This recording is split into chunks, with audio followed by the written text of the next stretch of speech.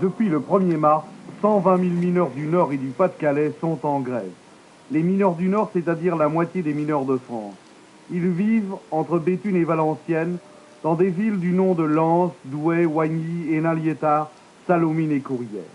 En 1945, le gouvernement d'union nationale, présidé par le général de Gaulle, a nationalisé les mines de charbon. Depuis lors, en 18 ans, le nombre des mineurs a baissé de 40%. La production, elle, a augmenté de 16%. Cependant, les salaires des mineurs n'ont pas augmenté. Ils ont, disent-ils, un retard de 11% sur le secteur privé. Depuis 1958, ils réclament fermement une revalorisation, un rattrapage. Le gouvernement est resté sourd. Alors calmement, ils ont décidé la grève. Ce que nous voulons, c'est notre dû. Et tout de suite, pas de soupe, pas de charbon. Nous sommes partis en grève pour des revendications qui sont justifiées pour rattraper un retard de nos salaires qui est de plusieurs années et qui est très important. Alors c'est nous encore qui a encore le plus de difficultés de travail et puis c'est nous qui gagnons les moins. Et il faut dire aussi que depuis 1958, depuis le temps que le général de Gaulle est arrivé au pouvoir, il nous a supprimé l'article 12 qui nous permettait d'avoir une augmentation de salaire en fonction de l'augmentation du coût de la vie et de la productivité, tandis que maintenant, le coût de la vie augmentant, ceux qui n'ont pas le salaire de base, ce salaire minimum interprofessionnel garanti, sont réajustés, mais les autres n'ont rien. Tandis qu'avant, nous, on avait aussi l'augmentation. Si l'augmentation était de 2-3%, on l'avait.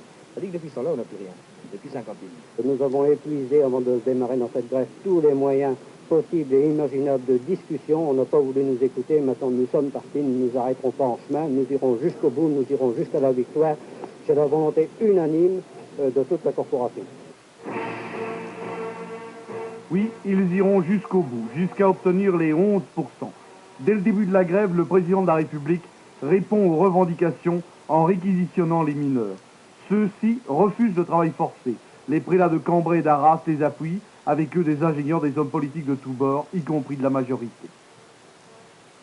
Nous ne défendons pas seulement nos propres revendications, mais nous défendons également les libertés syndicales, le droit de grève. C'est normal. De Gaulle a dit, mineurs, je vous ai compris.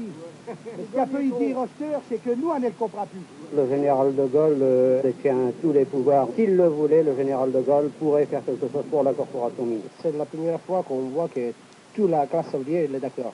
Oui, il y a une unité très grande parmi les trois syndicats.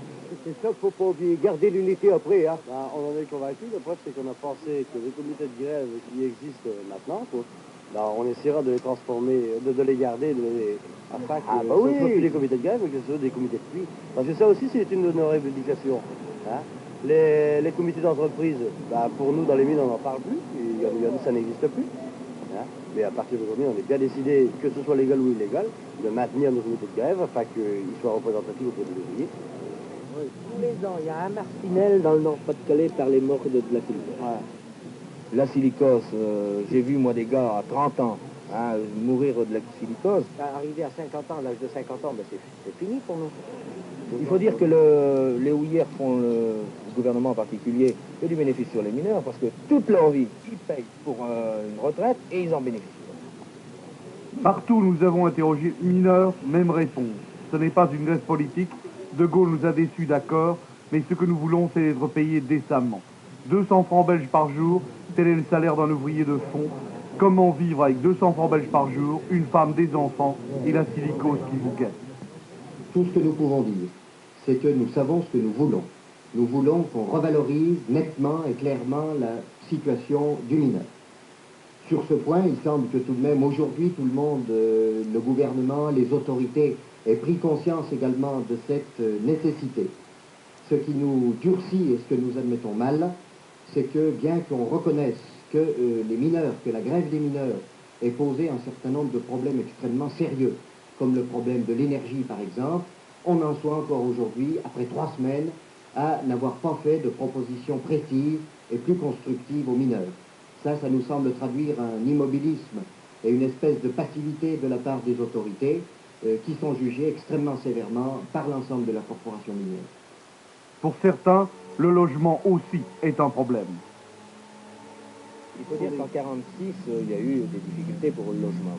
Alors on a fait des baraquements, c'était des cités provisoires. Mais nous sommes en 1963 et ces cités existent encore. Elles sont réservées maintenant en grande partie aux 6 000 Marocains qui sont arrivés. On en entend encore 9 000. Pourquoi? Parce que le mineur ne veut plus que son fils descende dans le mine pour un salaire aussi bas. Ces camps où sont entassés les mineurs de toute nationalité ont été construits par les houillères elles-mêmes. En principe, les mineurs ne paient pas de loyer. Les baraques de bois, ici celle du camp du Marais à Noyelles, existent depuis 1945. On y a tout d'abord logé des prisonniers allemands, puis des mineurs polonais, des Italiens, des Espagnols. Ce ne sont jamais que les camps de transit avant de loger dans de vraies maisons. Mais les familles de mineurs y ont vécu pendant des années. Curieusement, la plupart des 10 000 Marocains du Nord sont mieux logés que certaines familles françaises, car le délégué du Maroc veille au grain. Dans beaucoup de cités du pays noir, là où vécut et évangélisa Vincent Van Gogh, c'est toujours la laideur et la pauvreté anonyme du coron.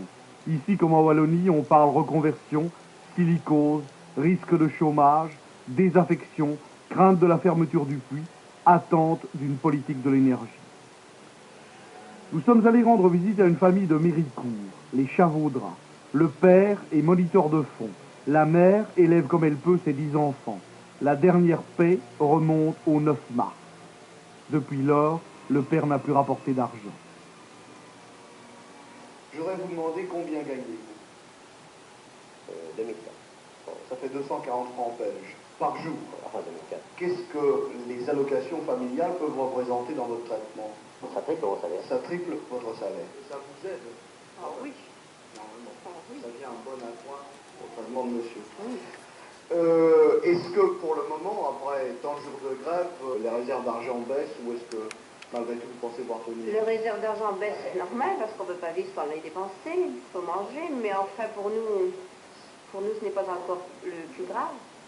Est-ce que le charbon est pour vous un problème? Vous avez acheté du charbon? Pour nous, personnellement, c'est un gros problème, parce que c'est une grande maison à chauffer et nous avons le même compte qu'une petite. C'est ça. Nous avons tous le même compte. Alors cet hiver, tous les hivers, on arrive à joindre les deux bouts difficilement, mais cet hiver-ci qui était très froid, on est sans charbon depuis 3 semaines.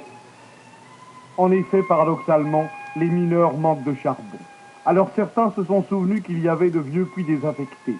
Et avec des instruments dérisoires, ils sont allés gratter quelques kilos de poussière de charbon. D'autres sont montés à Paris faire la quête.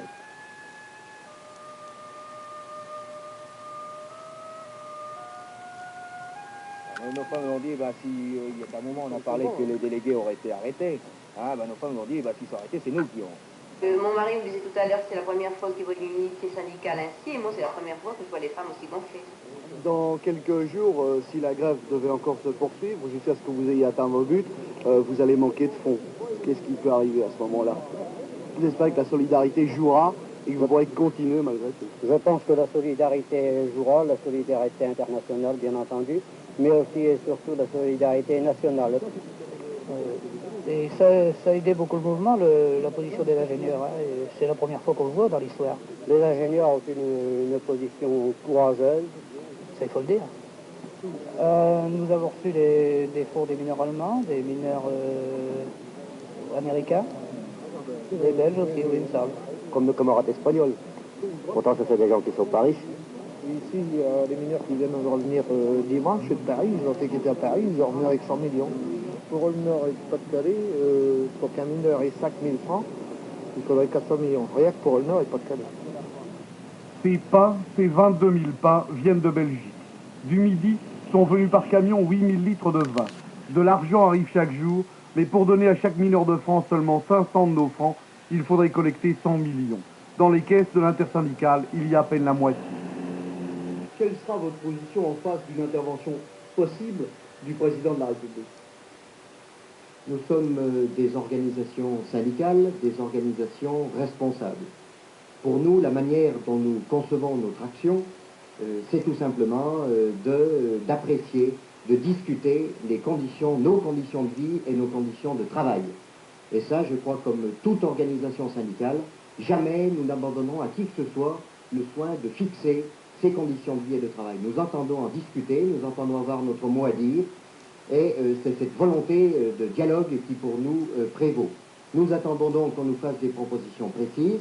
Quand on nous aura fait ces propositions, nous les apprécierons. Nous souhaitons simplement qu'elles soient rapides, car tout le monde a conscience de la souffrance qu'ont pu représenter ces 3 semaines pour l'ensemble de la corporation minière. Et nous souhaitons également que ces propositions soient valables pour que les travailleurs puissent reprendre le travail. Ils ne demandent que cela, mais à condition, encore une fois, qu'on veuille effectivement revaloriser leurs conditions qui a été dégradée.